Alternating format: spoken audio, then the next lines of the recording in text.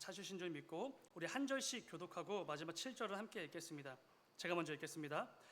아내들아 이와 같이 자기 남편에게 순종하라. 이는 혹 말씀을 순종하지 않는 자라도 말로 말미암지 않고 그 아내의 행실로 말미암아 구원을 받게 하려 함이니 너희의 단장은 머리를 꾸미고 금을 차고 아름다운 옷을 입는 외모로 하지 말고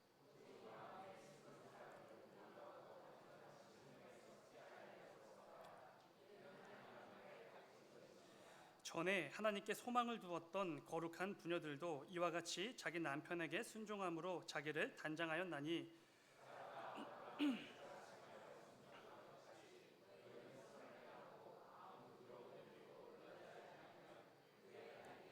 다 함께 남편들아 이와 같이 지식을 따라 너희 아내와 동거하고 그를 더 연약한 그릇이요 또 생명의 은혜를 함께 이어받을 자로 알아 귀히 여기라. 이는 너희 기도가 막히지 아니하게 하려 함이라. 아멘. 아멘. 우리 말씀을 가지고 서로 순종하며 서로 귀히 여기는 가정, 이런 제목으로 함께 말씀을 나누도록 하겠습니다. 함께 읽은 그 본문에서 알 수 있듯이 참으로 이렇게 설교 강단에 쓰기 두려운 본문이었습니다. 아직 결혼을 안 한 제가 결혼을 하신 이 분들에게 아내는 이래야 됩니다. 그리고 남편은 이래야 됩니다. 라고 이 겉면의 메시지를 전하는 게 생각보다 이렇게 두려움이 컸었습니다. 그래서 오늘 본문을 그냥 이렇게 건너뛰고 그냥 8절부터 이어서 이렇게 하면 좋겠다라는 생각도 잠시 했었는데, 그래도 하나님께서 이 부족한 종에게 오늘 본문을 허락해 주시고 이렇게 함께 모여서 말씀을 나눌 수 있는 시간을 주신 그 이유가 분명히 있을 거라고 또 묵상이 되어서 두렵고 떨리는 마음으로 오늘 말씀을 준비해 보았습니다.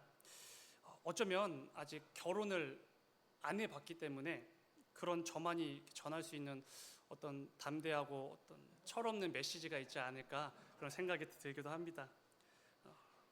부디 오늘 설교를 들으시면서 목사님, 그건 목사님이 아직 결혼을 안 해보셔서 그렇습니다 라는 생각이나 아직 결혼 경험이 없으셔서 그렇게 말씀하실 수 있는 거예요. 실제로는 그럴 수가 없습니다 라는 생각을 혹시라도 하지 않을 수 있도록 성령 하나님께 이 중심을 이렇게 내어 맡겨드리고 말씀을 잘 들어보시기 바랍니다. 그러면 특별한 은혜가 있을 것입니다. 여러분, 요즘 시대는 이 하나님의 창조 질서를 거스르기 위해 혈안이 되어 있는 시대이지 않습니까? 그 결과 중에 하나가 이제는 스스로 자기 성별을 선택할 수 있는 것처럼 여겨지는 시대가 찾아왔습니다. 하나님의 창조 질서를 거부하고 마치 내가 창조주인 것처럼 새로운 질서를 만들어내는 그런 교만함이 가득한 시대가 된 것입니다. 남자가 여자가 되려 하고 여자가 남자가 되려 하는 그런 악한 시대가 조금씩 형성이 되고 있는 것이지요. 남자가 남자를 사랑하고 또 여자가 여자를 사랑한다라고 말할 수 있는 게 합법화된 나라도 이미 많이 있지 않습니까? 동성 간에 법적으로 결혼을 인정해주는 나라도 있습니다. 심지어 최근에는 동성으로 이루어진 커플에게 자녀를 입양할 수 있는 법적인 근거가 세워진 나라도 있다고 합니다. 참으로 안타까운 현실이지 않습니까? 이것은 남자와 여자를 창조하시고 그 안에 하나님의 그 창조 질서를 세우신 하나님 아버지를 향한 명백한 반역일 것입니다. 하나님께서 정하신 질서를 거스르고 스스로 질서를 세워나가려고 하는 교만입니다. 하나님의 하나님 되심을 거부하고 내가 그 하나님의 자리에 앉으려는 우리 악한 죄인들의 대표적인 특징 중에 하나이기도 하죠. 그래서 이 시대를 이렇게 감히 표현할 수 있을 것 같습니다. 하나님의 창조 질서를 거스르기 위해 혈안이 되어 있는 시대. 우리 성도는, 그리고 우리 자녀들은 바로 그런 시대를 살아가고 있을지도 모릅니다. 몇 년 전 유행했던 드라마 중에 부부의 세계라는 드라마가 있지 않았습니까? 남편의 불륜을 알게 된 아내와 그 남편의 불륜 상대 사이에서 벌어지는 어떤 긴장감을 그렇게 묘사한 드라마입니다. 그런데 불륜을 저지른 남편이 아내에게 이런 말을 합니다. 드라마의 명대사이기도 하죠. 사랑이 죄는 아니잖아. 이런 명대사를 남기기도 했습니다. 법적인 부부 관계 외에 다른 사람과 관계를 가지고 사랑을 나누는 것이 죄가 아니라고 나름대로의 억울함을 호소하는 대사였습니다. 2015년에 간통죄가 정식적으로 폐지되지 않았습니까? 그래서 사실 이 남편의 말이 법적으로는 맞습니다. 법적 아내 외에 다른 사람과 사랑을 나눈 게 법적으로 죄는 아니죠. 그런데 여러분, 정말로 그렇습니까? 법적인 남편, 아내 외에 다른 사람과 사랑을 나누는 것, 관계를 가지는 것 정말로 죄가 아니라고 생각하십니까? 여러분, 착각하시면 안 됩니다. 죄가 맞지요. 하나님이 정해주신 그 가정 안에서 하나님이 허락해주신 남편과 아내 사이에 나누어지는 그 사랑 외에는 죄가 맞습니다. 그러나 이 세상은 하나님이 죄라고 규정하시는 것들을 자꾸만 죄가 아니라고 다시 규정하고 있습니다. 자유이고 권리이고 사람이 개인적으로 보장받아야 할 개인의 영역이라고 그렇게 부추기고 있는 것이죠. 그리고 때로는 정말로 그 말이 상식적이고 뭔가 근거가 있어 보이기도 합니다. 그 결과 SNS 상에서는 자신이 저지른 그 불륜을 마치 자랑이라도 하듯이 떠벌리고 드러내는 그런 경우도 있습니다. 불륜을 저지른 사람들이 함께 모여 있는 커뮤니티도 성행을 한다고 합니다. 참으로 악하고 악한 시대가 되어버린 것이죠. 중요한 것은 그렇다면 하나님께서는 그런 시대를 살아가는 우리 성도들을 향해서 어떤 것을 말씀해 주시는가, 이 부분이 우리에게 중요하지 않겠습니까? 오늘 본문은 어쩌면 바로 그 악한 시대를 살아가는 우리 모든 성도들에게, 그리고 앞으로 계속해서 이 시대를 살아가게 될 우리 모든 다음 세대들에게 꼭 필요한 말씀이 될지도 모릅니다. 하나님께서 남자와 여자를 왜 따로 구분해서 창조하셨는지, 그 안에는 어떤 질서들을 담아 두셨는지, 어떤 신비와 어떤 놀라운 역사들을 이루도록 해 주셨는지, 그 부분들을 말씀을 통해 우리에게 가르쳐 주시는 것이죠. 그 말씀들을 통해 우리 성도는, 우리 교회는 이 악한 시대를 분별해낼 수 있는 너무나 중요한 진리를 얻게 되는 것입니다. 뿐만 아니라 그 진리의 말씀을 붙들고 세상으로 나아가 이 시대를 분별하며 죄를 죄라고 담대하게 선포할 수 있어야 되는 것이죠. 여러분, 오늘 본문은 여러 가지 측면에서 특별히 요즘 시대 가운데 참으로 논란이 생길 수밖에 없는 말씀이지 않습니까? 바로 1절의 이 구절 때문일 것입니다. 앞부분을 보시면은 아내는 자기 남편에게 순종하라, 바로 이 문자 때문에 참 많은 논란이 생기기도 합니다. 여기서 사용된 순종은 복종하다, 종이 주인을 인정하다, 이런 의미의 단어입니다. 그러니까 아내는 무조건적으로 종이 주인에게 순종하듯이, 복종하듯이 그렇게 남편을 섬기고 순종하고 복종하며 살아가야 된다라는 말씀이 되는 것이죠. 참 민감하고 곤란하고 난해한 말씀이지 않습니까? 요즘 시대가 어느 시대인데 감히 모든 아내들은, 모든 여자들은 남편에게 복종하라는 말씀을 할 수 있습니까? 이런 의견들 충분히 낼 수가 있는 것이죠. 그래서 우리는 보통 이렇게 생각하지 않습니까? 이 말씀은 그런 순종, 그런 복종일 수가 없다. 하나님께서 이 여자를 차별하셔서 이런 말씀을 해주셨을 리가 없다. 분명 다른 의미로 순종하라는 것을 말씀하신 것이다 라고 의견을 제시하기도 합니다. 그런데 여러분, 하나님께서는 정말로 모든 아내들에게, 남편에게 순종할 것을 요구하시는 게 맞습니다. 오늘 본문에서 사용된 이 순종이라는 단어는 헬라어 원어 의미를 그대로 직역해도 순종, 복종, 종이 주인을 인정하는 것, 이 의미가 담긴 단어가 맞습니다. 그러니까 하나님께서는 정말로 모든 아내들은 남편에게 순종할 것을 지금 요구하시는 것이죠. 그런데 여러분, 우리 악한 죄인들이 쉽게 범하는 실수 중에 하나가 무엇입니까? 바로 이것입니다. 이 시대의 문화, 흐름, 트렌드, 내 생각, 내 신념과 맞지 않는 하나님과의 그 말씀을 마주하게 되면 곧바로 세상의 생각을 가져오게 됩니다. 세상의 가치관, 세상에 그럴듯해 보이는 글들을 가지고 와서 이 성경 말씀을 열심히 해석하려고 애를 쓰는 그런 모습들, 우리 죄인들의 대표적인 특징이지 않습니까? 말씀을 말씀으로 해석하려 하지 않고 자신들이 지금 살아가고 있는 그 시대의 흐름과 문화, 이 세상 사람들이 가지고 있는 그 가치관, 상식적인 것처럼 보이는 그런 가치들을 억지로 끌고 와서 성경을 해석하려 든다는 것입니다. 절대로 옳지 않습니다. 성도는 어떤 상황에서도 하나님 말씀 자체만을 붙들 수 있어야 되는 것이죠. 요즘 흔히 젠더 이슈라고 불리는 이런 논란들이 많이 불거지고 있지 않습니까? 참 민감하고 예민하게 받아들여지는 그런 시대를 우리가, 그리고 우리 자녀들이 살아가고 있습니다.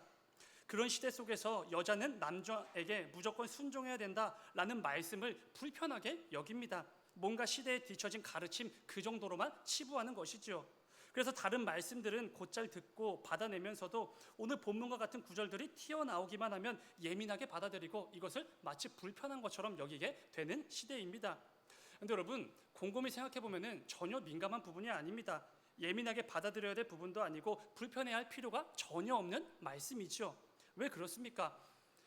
아내들은 남편에게 복종하라, 순종하라, 이 말씀 하나님께서 주신 말씀이기 때문에 그렇습니다.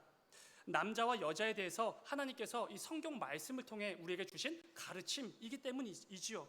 하나님이 정하신 그 창조 질서 안에서 그 가운데 세워진 질서를 우리에게 가르쳐 주셨을 뿐이라는 것입니다. 진리가 되시는 하나님의 말씀을 통해 그 모든 이슈가 되어지는 문제들, 사회적 이슈들을 바라보게 되면은 이슈가 될 만한 거 아무것도 없습니다. 여러분, 최근에 사회적으로 이 이슈가 불거져서인지 이와 관련된 뉴스나 기사, 사람들의 글, 신념 등등 이런 정보들이 정말 여기저기서 넘쳐나고 있지 않습니까? 종종 이런 글들도 보이게 됩니다. 정말로 상식적인 것처럼 여겨지고 그럴듯해 보이고 굉장히 유식해 보이고 정말 맞는 것처럼 보이는 글들도 정말 많이 쏟아지고 있습니다. 말 그대로 그런 정보들이 넘쳐나는 시대이지 않습니까? 그런데 여러분, 우리 교회가 그 시대 가운데 귀 기울이고 주의하고 집중해야 될 곳은 그런 세상의 정보가 절대로 아니라는 것입니다. 세상 사람들이 이해하고 받아들이고 나름대로 정리하고 있는 그 신념을 세운 이 시대가 정의하는 남자와 여자의 관계를 우리는 집중할 필요가 전혀 없다는 것입니다. 세상에서 유명하고 학벌이 좋고 똑똑하고 글도 잘 쓰는 이 지식인들의 말로 그런 이슈들을 바라보는 것은 절대로 성도다운 모습이 아니라는 것입니다. 우리 교회는 달라야 되는 것이죠. 하나님께서 성령의 감동을 통해 직접 기록해서 우리에게 주신 이 진리의 말씀을 통해 모든 사회적 문제와 이슈들을 바라볼 수 있어야 된다는 것입니다. 세상 사람들의 말에 기울이고 집중하는 것이 아니라 하나님께서 뭐라고 말씀하시는지 여기에 집중하면 된다는 것이죠. 하나님께서 나에게 뭐라고 말씀하시는지, 여자와 남자의 관계에 대해서 뭐라고 말씀하시는지를 귀 기울인다면 우리는 잘못된 길로 나아가지 않을 수 있게 된다는 것입니다. 그 가운데 하나님이 직접 세우신 질서가 무엇인지를 깨닫고 우리는 여기에 주목하고 여기에 귀를 기울일 때 이 세상이 그렇게 부추기고 있는 싸움과 어떠한 그런 관계들로부터 벗어날 수 있게 된다는 것입니다. 시대의 흐름과 세상의 가치관으로 인해 성경에 대한 이 성도의 중심이 흐트러진다면 그거야말로 악한 사단이 원하는 바이지 않겠습니까? 한때 여성신학이라는 이 신학운동이 크게 붐을 일으킨 적이 있습니다. 불합리한 구조와 억압의 진론리인 여성들에게 자유와 권리를 되찾아야 한다는 그런 신학운동입니다. 슬로건만 보게 되어지면 정말로 필요하고 정말로 탁월하고 훌륭한 신학운동이었습니다. 그런데 모든 것에 있어서 넘지 말아야 될 선이라는 게 있지 않습니까? 우리 성도들에게 그 선이라는 것은 다른 게 아닙니다. 우리에게 허락되어진 성경 66권이라는 선입니다. 모든 운동, 모든 신념, 모든 가치관은 이 성경 말씀이라는 선 안에 머물 때 가장 완전하고 안전하다는 것을 절대로 잊으시면 안 됩니다. 그런데 이들은 그 선을 넘어버린 것입니다. 하나님의 말씀인 성경이 남성 위주로 기록되었기에 잘못되었다고 판단을 내린 것이죠. 그래서 이 성경을 다시 남성 위주가 아니라 여성 위주로 재해석해야 된다라는 의견을 주장하기 시작했습니다. 그때부터 이 붐이 사그라들기 시작합니다. 사람들로부터 금세 외면을 받게 되죠. 왜 그렇습니까? 아무리 그 의도와 목표가 선하고 옳다고 해도 성경 말씀이라는 선을 넘어버리면 그건 오류가 되어버리기 때문에 그렇습니다. 성경 말씀이 잘못 기록되었으니 재해석해야 된다라는 것은 성경 말씀을 기록하신 그 하나님에게 오류가 있다는 의미지 않겠습니까? 절대로 그런 일은 있을 수가 없는 것이죠. 베드로는 우리에게 주어진 이 성경의 권위에 대해서 이렇게 분명히 말해줍니다. 베드로후서 1장 20절과 21절입니다. 제가 읽겠습니다. 먼저 알 것은 성경의 모든 예언은 사사로이 풀 것이 아니니 예언은 언제든지 사람의 뜻으로 낸 것이 아니요 오직 성령의 감동하심을 받은 사람들이 하나님께 받아 말한 것임이라. 아멘. 이게 바로 우리에게 주어진 성경이고 성경의 본질이고 성경의 권위라는 것입니다. 여러분, 그렇기에 이 성경 말씀 절대로 가볍게 대해선 안 된다는 것입니다.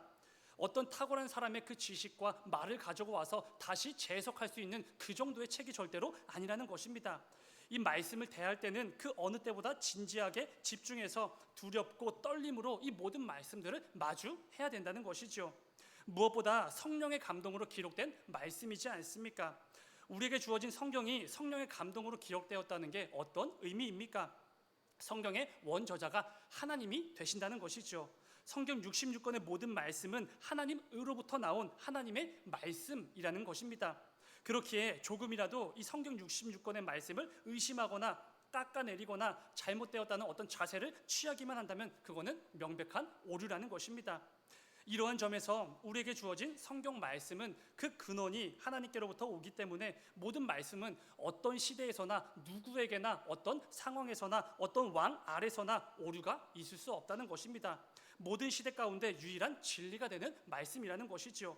우리 모든 성도들이 어떤 시대, 어떤 문화, 어떤 트렌드를 살아간다고 해도 우리가 가장 신뢰할 만하고 유일하게 의지할 만한 말씀이라는 것이 바로 성경 66권이라는 것입니다. 우리는 종종 이 중요한 사실을 잊어버릴 때가 있습니다.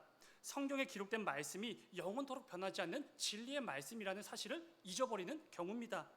성령의 감동으로 기록되었기에 성경의 원저자가 하나님이시기 때문에 이 성경에는 어떠한 오류나 그 어떤 착오도 있을 수 없습니다. 그 어떤 재해석도 필요가 없는 것이지요. 그리고 무엇보다 영원토록 변하지 않는 진리의 말씀이라는 것입니다. 시대에 따라서 다르게 해석하고 시대에 따라서 다르게 받아들이는 그런 말씀이 절대로 아니라는 것이죠. 우리가 늘 고백하는 것처럼 세상의 모든 것들은 다 변하지 않습니까? 전부 다 한계가 있고 제한으로 가득한 안개와도 같은 것들입니다. 그런데 풀은 마르고 꽃은 시들지만 하나님의 말씀은 영원토록 영원한 진리의 말씀이지 않습니까? 그렇기에 우리 성도가 이 땅을 살아가는 동안에 어떤 문화나 시대의 흐름을 마주한다고 하여도 상관이 없습니다. 전혀 신경 쓸 필요가 없지요. 우리는 늘 영원토록 영원한 그 진리의 말씀이신 성경 말씀에 집중하고 그 말씀의 귀를 기울이면 되는 것입니다. 사랑하는 여러분, 언제나 그 진리의 말씀이 되시는 이 성경 말씀을 내 삶의 중심에 딱 세워놓고 살아가시는 저와 여러분이 되기를 간절히 소망합니다. 이를 통해 세상의 문화나 시대의 흐름이 어떠하든지 언제나 하나님 말씀에 집중하고 귀를 기울이며 이 악한 시대를 분별하며 살아가는 저와 여러분의 삶이 되시기를 주님의 이름으로 축원을 드립니다. 계속해서 그렇다면 하나님께서 말씀하신 아내들은 남편에게 순종하라 라는 이 말씀에 담긴 중요한 메시지를 좀 함께 나누어 보려고 합니다. 오늘 본문 1절 앞부분을 보시면 이렇게 말씀합니다. 1절 앞부분입니다. 아내들아 이와 같이 자기 남편에게 순종하라 라고 오늘 본문이 시작이 됩니다. 여러분, 이 1절에서 가장 중요한 단어는 어쩌면 이와 같이 라는 단어가 될지도 모릅니다. 베드로는 지금 아내들에게 자기 남편에게 순종할 것을 권면하고 있지 않습니까? 그런데 이렇게 권면을 합니다. 아내들아 이와 같이 남편들에게 순종하라 라고 권면을 하는 것이죠. 그렇게 당연히 베드로가 여기서 말하고 있는 이 이와 같이에 해당하는 게 뭔지를 알아야 됩니다. 베드로는 오늘 본문 앞선 2장을 통해서 나를 핍박하고 괴롭게 만드는 이 세상의 제도, 이 세상의 왕들, 세상의 상관들에게 무조건 복종하라, 순종하라 라는 권면을 먼저 주지 않았습니까? 그런데 그런 불합리한 제도, 그 상관들, 그 왕들에게 순종하라고 한 이유가 무엇이었습니까? 베드로전서 2장 13절의 말씀입니다. 제가 읽겠습니다. 인간의 모든 제도를 주를 위하여 순종하되 혹은 위에 있는 왕이나 이렇게 말씀이 이어지게 됩니다. 그러니까 베드로는 그 불합리한 제도, 그 불합리한 왕, 상관들에게 순종할 것을 요구하고 있는데 그 이유가 바로 주를 위한 것이기 때문이라는 것입니다. 여러분, 우리가 이 땅을 살아가는 가운데 비록 불합리해 보이고 견딜 수 없을 만큼 어떤 고통이 다가온다고 해도 그럼에도 세상의 모든 제도, 세상의 왕들, 상관들에게 복종해야 되는 이유는 다른 게 아닙니다. 그것이 나의 참된 주인이 되시는 하나님을 위한 것이기 때문이라는 것입니다. 나를 위한 것도 아니고 그 세상의 잘못된 왕을, 제도를 위한 게 아닙니다. 하나님을 위한 것이기 때문에 우리는 순종하라는 것이죠. 여러분, 우리가 잘 아는 것처럼 이 세상에는 우연이 하나도 없지 않습니까? 모든 것이 다 하나님의 섭리입니다. 하나님의 섭리를 벗어난 일은 그 아무것도 있을 수가 없는 것이죠. 그렇기에 내가 속한 이 세상, 이 시대, 내 직장, 내 가정, 이 모든 것들은 우연히 내가 가게 된 그런 자리가 절대로 아닙니다. 하나님의 섭리에 들어가 있다는 것이죠. 하나님의 인도하심에 의해 내가 지금 이 시대를 살아가는 것이고 그 직장, 그 가정, 그 친구들과의 만남으로 나아가게 된다는 것입니다. 절대로 우연은 없습니다. 그렇기에 우리는 온 땅의 창조주가 되시고 주관자가 되시는 내 삶의 참 주인이신 그 하나님의 섭리가 있다는 것을 분명히 믿기에 그 하나님을 신뢰하고 세상의 모든 제도와 세상의 왕들에게 복종하며 살아갈 것을 베드로는 권면하고 있는 것이죠. 그 삶이 궁극적으로 온 땅의 참된 주인이 되시는 하나님께 복종을 하는 것이기 때문에 그렇습니다. 중요한 것은 여러분, 이 원리는 너무나도 당연하게도 우리가 속해서 살아가는 모든 가정에도 동일하게 적용이 된다는 것입니다. 모든 아내들은 지금 내 남편이 어쩌다 보니 우연히 남편이 된 것이 아님을 고백할 수 있어야 됩니다. 그런데 어떤 방식으로 고백한다는 것입니까? 이런 것이죠. 하나님의 섭리 가운데 하나님의 인도와 그 허락하심에 의해서 세워진 내 남편이라는 것을 분명히 믿고 내 참된 주인이 되시는 그 하나님께 내가 순종하듯이 내 남편에게도 순종하는 방식으로 그것을 고백하는 것입니다. 그것이 하나님의 창조 질서를 따르는 것이고 하나님께서 기뻐 여기실 모든 아내들의 모습들이라는 것이지요. 여러분, 이와 오늘 본문과 유사한 권면을 하고 있는 사도 바울의 권면을 들어보시기 바랍니다. 이 본문을 같이 읽어보겠습니다. 에베소서 5장 22절부터 24절까지의 말씀입니다. 함께 읽겠습니다. 시작. 아내들이여 자기 남편에게 복종하기를 주께 하듯 하라. 이는 남편이 아내의 머리됨이 그리스도께서 교회의 머리됨과 같음이니 그가 바로 몸의 구주시니라. 그러므로 교회가 그리스도에게 하듯 아내들도 범사에 자기 남편에게 복종할지니라. 아멘. 여러분, 예수 그리스도께서 친히 우리 모든 교회의 머리가 되어주지 않으셨습니까? 그리고 우리 교회는 우리 교회의 머리가 되시는 우두머리가 되시는 그 예수 그리스도께 무조건 복종합니다. 그렇게 하지 않으면 그것은 교회가 될 수 없는 것이죠.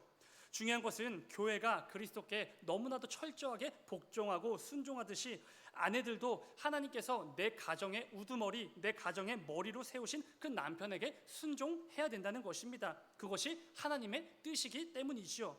그런데 여러분, 혹시라도 이런 생각을 하시는 분이 계실지 모르겠습니다. 목사님, 저희 남편은 존경받을 만한 사람이 아닙니다. 내가 이렇게 순종하고 복종할 만한 그런 사람이 못 됩니다 라고 생각을 하실지 모르겠습니다. 그런데 여러분, 절대로 그렇지 않습니다. 그것은 오히려 내가 너무나 교만한 것이지요. 오늘 본문 5절에서 베드로는 이렇게 말합니다. 5절, 전에 하나님께 소망을 두었던 거룩한 부녀들도 이와 같이 자기 남편에게 순종함으로 자기를 단장하였나니. 베드로가 이렇게 권면하지 않습니까? 지금까지 남편에게 순종하며 살아온 모든 거룩한 아내들이 남편에게 순종할 수 있었던 이유는 남편에게 있지 않다는 것입니다. 남편은 아무런 상관이 없지요. 남편이 잘나서 존경받을 만해서 순종할 만한 위대한 사람이어서 순종하는 게 절대로 아니었다는 것입니다. 오직 하나님께 소망을 두었기에, 하나님을 바라보는 사람이었기에 내 남편에게 순종하며 살아왔다는 것입니다. 여러분, 특별히 베드로가 남편에게 순종했던 아내의 모범으로 제시한 인물이 누구입니까? 구약시대의 아브라함의 아내였던 사라입니다. 본문 6절을 보면 이렇게 이어집니다. 6절, 사라가 아브라함을 주라 칭하여 순종한 것 같이 너희는 선을 행하고 아무 두려운 일에도 놀라지 아니하면 그의 딸이 된 것이니라.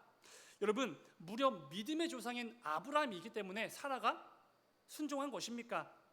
아브라함이 내 주인이십니다 라고 고백하며 순종할 만한 사람이어서 사라가 그렇게 충성을 다해 주로 시인하며 순종하며 살았던 것입니까? 절대로 그렇지 않습니다. 아브라함 역시 저와 여러분들과 똑같이 연약한 인생에 불과한 사람이지요. 무엇보다 아브라함은 자기 목숨을 지키기 위해 아내 사라를 자신의 누이라고 속이기까지 했던 정말로 엉터리 같은 남편이지 않습니까? 사라는 아브라함이 순종할 만한 사람이어서 순종한 게 절대로 아니라는 것이죠. 하나님을 바라보았기에, 하나님께 소망을 두고 살아가는 성도였기에 하나님께서 내 가정의 머리로 세우신 그 아브라함에게 순종했을 뿐이라는 것입니다. 이 부분을 꼭 기억하셔야 됩니다. 특별히 우리 사랑하는 여성 성도 여러분, 오늘 말씀을 기억하시면서 교회가 교회의 머리 되시는 그 그리스도께 순종하듯이 하나님께서 나와 내 가정에 세워주신 우리 가정의 머리가 되는 그 남편에게 순종함으로 하나님께서 기뻐 여기실 믿음의 아내들의 그 모습들을 꼭 갖추며 이 땅을 살아가시게 되기를 주님의 이름으로 축원을 드립니다. 이것이 하나님께서 정하신 창조 질서라는 것입니다. 다음은 우리 남편 성도분들에게 드리는 권면의 말씀이 됩니다. 본문 7절을 보면은 베드로는 이런 권면을 합니다. 굉장히 의미심장한 권면인데요. 7절, 남편들아 이와 같이 지식을 따라 너희 아내와 동거하고 그를 더 연약한 그릇이요 또 생명의 은혜를 함께 이어받을 자로 알아 귀히 여기라. 이는 너희 기도가 막히지 아니하게 하려 함이라. 아멘. 그럼 뭔가 좀 어울리지 않는 문장이 두 개가 섞여져 있는 것처럼 들리지 않습니까? 너무나 중요한 단어들이 가득 담겨 있지만 이 시간에는 한 부분만 좀 주목해 보려고 합니다. 그것은 이것입니다. 남편인 성도들은 반드시 아내를 귀하게 여겨야 된다라는 부분입니다. 이것은 하나님께서 내게 허락해 주신 아내를 더 사랑하고 최선을 다해서 사랑하고 아끼고 미워하는 마음을 조금도 품지 말라, 정말로 귀한 존재로 여기며 귀한 존재로 여겨주며 함께 살라라는 권면이지 않습니까? 우리 남편들은 사랑하는 아내를 귀하게 여길 수 있어야 됩니다. 그런데 그 뒤에 더 중요한 말씀이 이어지는 것을 보게 됩니다. 아내를 귀하게 여기라 라는 정말로 가치 있어 보이는 권면을 한 후에 곧바로 이어서 이렇게 권면을 하지요. 이는 너희가 기도가 막히지 아니하게 하려 함이라 라는 것입니다. 여러분, 이 아내를 귀하게 여기는 것과 하나님께 드리는 내 기도가 막히는 것이 도대체 무슨 상관이 있다는 것입니까? 신앙은 하나님과 나의 인격적인 만남과 교제로 이루어지는 것이지 않습니까? 근데 기도도 그럴 것입니다. 하나님 앞에 나와 하나님과 나의 어떤 개인적인 그 교제와 사귐의 현장이 바로 기도입니다. 그런데 내가 내 가정에서 내 아내를 더욱더 사랑하고 열심을 다해서 귀하게 여겨주는 것과 도대체 이 기도가 무슨 상관이라는 것입니까? 너무나 상관이 있죠. 여러분, 앞서 나눈 것처럼 각 가정의 머리로 남편을 세우신 분은 하나님이시지 않습니까? 하나님의 섭리로 지금 내가 속한 가정, 내 남편이 세워지게 된 것입니다. 마찬가지로 내가 속한 가정에 내 아내를 세우시는 분도 당연히 하나님이시라는 것입니다. 그런데 하나님이 내게 허락해 주신 내 아내를 미워하고 사랑하지 않고 귀하게 여기지 않는다면 이것은 어떤 의미가 되는 것입니까? 하나님의 섭리에 거부하는 것이죠.